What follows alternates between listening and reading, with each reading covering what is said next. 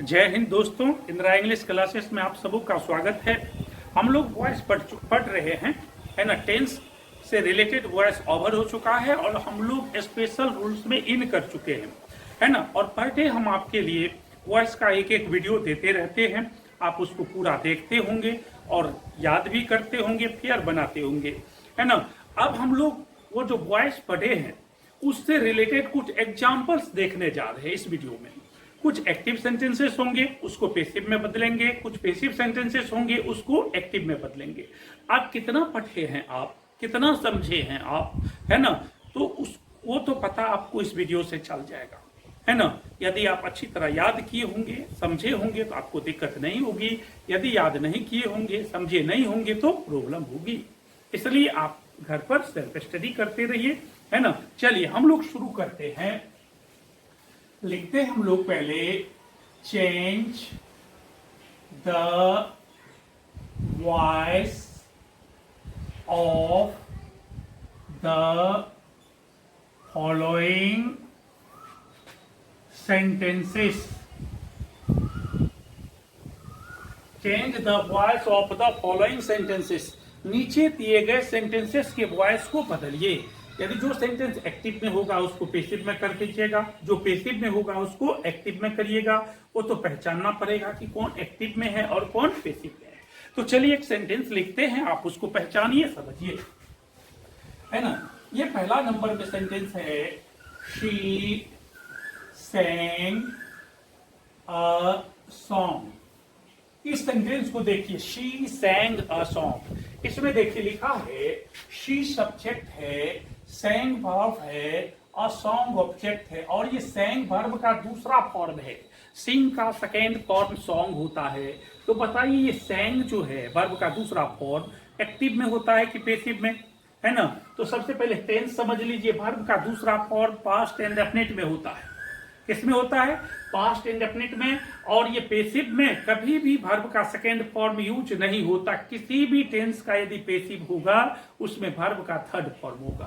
तो ये past indefinite tense का एक्टिव सेंटेंस है और इसका पेसिव स्ट्रक्चर आपको याद है। यदि ये एक्टिव है तो इसको पेसिव में बदलना है। पेसिव स्ट्रक्चर याद है आपको, सब्जेक्ट देना है, वाज वेयर देना है, वर्ब का थर्ड फॉर्म देना है और बाय प्लस एजेंट देना है। तो ये ऑब्जेक्ट को सब्जेक्ट बनाएंगे तो ये ए सॉन्ग चल आएगा सी के जगह पर, तो इसका पेसिव हो जाएगा अ सॉन्ग, है ना। अब ये वाज हो जाएगा।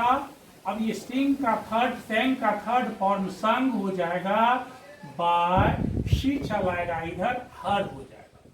A song was sung by हर, इस तरह इसका पेसिव हो जाएगा। एक और एग्जांपल लिखते हैं 2 नंबर में, दे are playing chess। they are playing chess। देखिए दे सब्जेक्ट है, आर प्लेइंग वर्ब है, चेस ऑब्जेक्ट है। समझ रहे ना, दे सब्जेक्ट है, आर प्लेइंग वर्ब है और चेस क्या है? ऑब्जेक्ट है। तो बताइए कौन टेंस में है? यह सेंटेंस प्रेजेंट इम्परफेक्ट टेंस के एक्टिव वॉइस में है। इज आर एम वर्ब का फोर्थ फॉर्म एक्टिव वॉइस में होता है और टेंस होता है प्रेजेंट इम्परफेक्ट। आप याद कीजिए, आपको हम बताए हुए हैं, है ना। ये प्रेजेंट इम्परफेक्ट का एक्टिव है, इसका पेसिव बनाइएगा, स्ट्रक्चर याद होगा, subject plus is are am देना है, बीइंग देना है, वर्ब का थर्ड फॉर्म देना है और बाय प्लस एजेंट देना है। तो इसमें सब्जेक्ट जो है चेस को लाना है इधर, तो इसका पेसिव जब बनेगा तो चेस लिखिएगा, चेस हो जाएगा। दे है तो आर हो गया, चेस के साथ ईट हो जाएगा, तब बीइंग लगेगा, है ना। प्लेइंग का थर्ड फॉर्म प्लेड हो जाएगा, बाय देम ये एजेंट है, ये इधर आ जाएगा, है ना। ऐसे फिर एक और एग्जांपल देखते हैं 3 नंबर में, he has been helped by मी।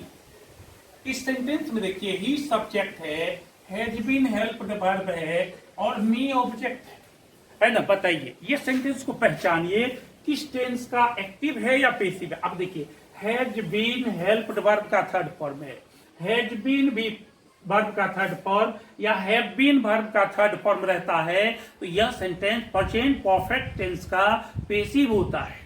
क्या होता है? प्रेजेंट परफेक्ट टेंस का पेसिव होता है। याद रखिए, हैज बीन वर्ब का थर्ड फॉर्म और हैव बीन वर्ब का थर्ड फॉर्म ये लगा रहेगा तो यह प्रेजेंट परफेक्ट टेंस का पेसिव होगा। इसका वॉइस चेंज कीजिएगा तो पेसिव है तो एक्टिव में चेंज करना होगा ना, तो एक्टिव में चेंज कीजिएगा तो ये जो बाय एजेंट है इधर आकर सब्जेक्ट बन जाता है। याद रखेंगे, इसको इधर क्या करेंगे, ये एक्टिव में बदलेगा, मी बाय मी हो जाएगा आई के साथ हैव हो जाएगा और एक्टिव में बीन ने लगता है, पेसिव में बीन लगता है, बीन खत्म हो गया, हेल्प थर्ड फॉर्म भी हो गया और ये जो सब्जेक्ट है इधर आकर ऑब्जेक्ट हो जाएगा, ही का ऑब्जेक्टिव केस हिम हो जाएगा। इस तरह यह सेंटेंस पेसिव से एक्टिव में कन्वर्ट हो जाएगा। चलिए एक तो और देखिए, हम लोग लिखते हैं, है ना, ये 4 नंबर में लिखते हैं शट द डोर, है ना। अब ये देखिए क्या लिखा है, शट द डोर। शट देखिए वर्ब है, द डोर देखिए ऑब्जेक्ट है, वर्ब का फर्स्ट फॉर्म है। कोई भी सेंटेंस यदि वर्ब के फर्स्ट फॉर्म से शुरू होता है तो वह इंपेरेटिव होता है ना। कोई भी सेंटेंस वर्ब के फर्स्ट फॉर्म से शुरू होता है तो वह इंपेरेटिव होता है और ये इंपेरेटिव सेंटेंस है। ये ऑर्डर, एडवाइस और रिक्वेस्ट को दिखाता है, तो आप इस तीनों में से एक को दिखाता है। पढ़िए, शट द डोर, दरवाजा बंद करो, ऑर्डर है, ऑर्डर दे रहे। तो और ये वर्ब ट्रांजिटिव है। आपको बताए थे इंपेरेटिव सेंटेंस से यदि ऑर्डर का बोध हो और वर्ब ट्रांजिटिव हो तो पेसिव लेट से शुरू करते हैं। लेट देते हैं, ऑब्जेक्ट देते हैं, नेगेटिव होता है तो नोट देते हैं, नहीं तो नहीं देते हैं, बी देते हैं और वर्ब का थर्ड फॉर्म देते हैं। तो चलिए इसका पेसिव हम लोग बनाते हैं। ये इसको लेट से शुरू करते हैं, लेट, तब ये द डोर ऑब्जेक्ट है वो लिखते हैं, लेट द डोर, नोट तो नहीं है, तब बी देते हैं, शट का तीसरा फॉर्म शट ही होता है ना, ये शट देते हैं। इस तरह पेसिव में कन्वर्ट हो जाता है। तो आपको हर स्थिति में आप देख रहे पहचानना पड़ता है, नहीं पहचानोगे तो दिक्कत हो जाएगी। फिर 5 नंबर में हम लोग एग्जाम्पल लिखते हैं, है ना, they will buy a car. अब इस सेंटेंस को पहचानिए, they will buy a car लिखा है, इसमें दे सब्जेक्ट हो गया, विल बाय वर्ब हो गया, अ कार ऑब्जेक्ट हो गया। बताइए ये सेंटेंस किस टेंस में है और ये किस वॉइस में है। देखिए, शैल will be one, shell will के बाद वर्ब का फर्स्ट फॉर्म या शैल के बाद वर्ब का फर्स्ट फॉर्म होता है, वह फ्यूचर इंडेफिनिट टेंस का एक्टिव सेंटेंस होता है। ये फ्यूचर इंडेफिनिट टेंस का क्या है, एक्टिव है, याद रहेगा ना, फ्यूचर इंडेफिनिट टेंस का एक्टिव है।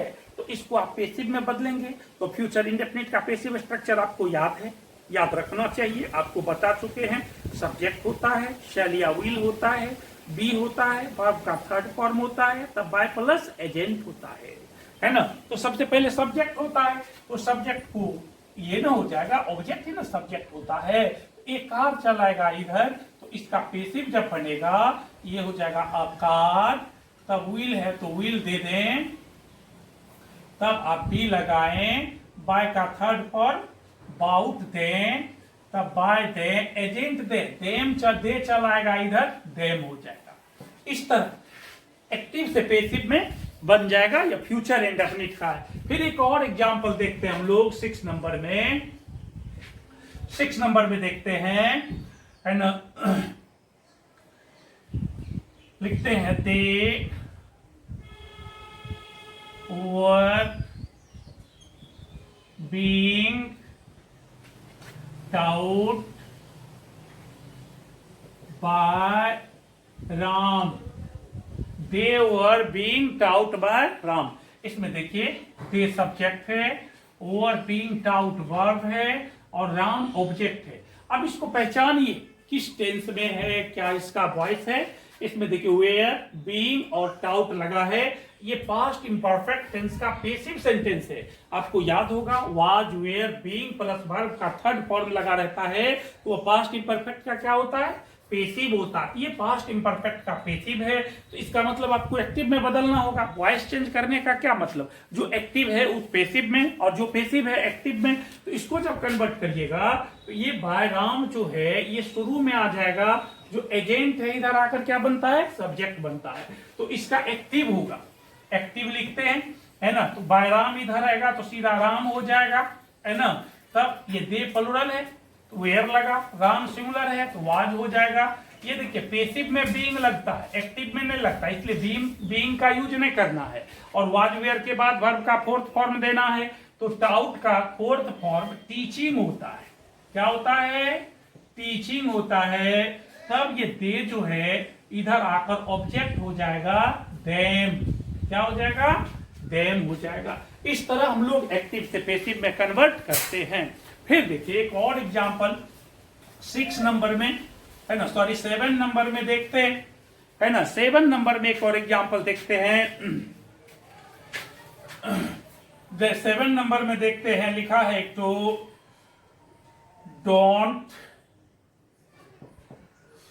डोंट डिस्टर्ब मी काइंडली, है ना। क्या लिखा, डोंट डिस्टर्ब मी काइंडली। ये देखिए इंपेरेटिव सेंटेंस है क्योंकि रिक्वेस्ट है ना। डोंट डिस्टर्ब मी काइंडली ये रिक्वेस्ट कर रहा है, आग्रह कर रहा है, तो ये रिक्वेस्ट है। और जब रिक्वेस्ट होता है, इंपेरेटिव सेंटेंस होता है और ये एक्टिव में है, ये रिक्वेस्ट है होता है, तो पेसिव में जब कन्वर्ट करते हैं तो आप यू आर रिक्वेस्टेड इसके शुरू में लगाते हैं। क्या लगाते हैं, यू आर रिक्वेस्टेड, याद रहेगा ना, यू आर रिक्वेस्टेड। शुरू में नेगेटिव होगा तो रिक्वेस्टेड के बाद नोट देते हैं, नहीं रहता है तो नोट नहीं देते हैं, या डोंट लगा है देना पड़ेगा। तब टू देकर ये बचा हुआ पूरा सेंटेंस लिख देते हैं, प्लीज काइंडली को हटा देते हैं। तो आप इसका पेसिव कैसे बनाते हैं, है ना। तो रिक्वेस्ट है, इंपेरेटिव सेंटेंस है, यू आर रिक्वेस्टेड, आप जोड़ देते हैं, क्या जोड़ते हैं, यू आर रिक्वेस्टेड, है ना। नेगेटिव है तो यहां नोट लगाइए, नहीं रहेगा तो नहीं देते। तब लिखिए टू, अब यहां डिस्टर्ब मी, लेकिन प्लीज काइंडली को हटा देते हैं, यहां प्लीज काइंडली का यूज नहीं करते हैं। इस तरह यह इंपेरेटिव सेंटेंस बनता है एक्टिव से पेसिव। 8 नंबर में देखिए लिखा है ना, the story will have been told by her, the story will have been told by her। अब इस सेंटेंस को आपको देखना है, समझना। अब ये देखिए द स्टोरी सब्जेक्ट है, will have been told verb है, her ऑब्जेक्ट है। अब इसको समझिए कि यह दिया हुआ सेंटेंसेस एक्टिव में है या पेसिव में है। तो ये will have been और वर्ब का थर्ड फॉर्म लगा, आप याद कीजिए, shall have been वर्ब का थर्ड फॉर्म या will have been वर्ब का थर्ड फॉर्म किस टेंस में होता है ना, फ्यूचर परफेक्ट टेंस का पेसिव सेंटेंस होता है। तो ये फ्यूचर परफेक्ट टेंस का पेसिव सेंटेंस है। आप इसको एक्टिव में बदलिएगा तो सब्जेक्ट दीजिएगा, shall या will दीजिएगा, have दीजिएगा और वर्ब का थर्ड फॉर्म दीजिएगा, तब ऑब्जेक्ट दीजिएगा, है ना। तो सब्जेक्ट जो होगा, ये जो एजेंट है इधर आकर क्या हो जाएगा, सब्जेक्ट हो जाएगा। ये हर जो है चल आएगा शुरू में स्टोरी के जगह पर, तो इसका एक्टिव हो जाएगा शी। हर जब आएगा तो नॉमिनेटिव केस में क्या हो जाएगा, शी के साथ विल हो जाएगा, विल के बाद यहाँ हैव है तो हैव हो जाएगा, बीन नहीं होगा। एक्टिव में बीन नहीं लगता है, पेसिव में लगता। तब टोल्ड वर्ब का थर्ड फॉर्म है, टोल्ड देना है, तब ऑब्जेक्ट देना है, या she will have told the story. तो इस तरह एक्टिव से पेसिव में हम लोग कन्वर्ट करते हैं। तो आप महसूस किए होंगे एक्टिव से पेसिव में कन्वर्ट करने के लिए आपको क्या क्या करना है। हर टेंस, हर सेंटेंसेस की आइडेंटिटी आपको याद रखना होगा। यदि आप इसको याद रखते हैं तो आसानी से कन्वर्ट कर लेंगे। यदि आप नहीं याद रखते हैं आपको दिक्कत होगी और होती रहेगी। तो मेरा एडवाइस है आप पूरी तरह समझिए, जो जो मैं कह रहा हूं उसको फॉलो कीजिए, एकदम बिल्कुल इजी वे में आप समझ जाएंगे। है ना।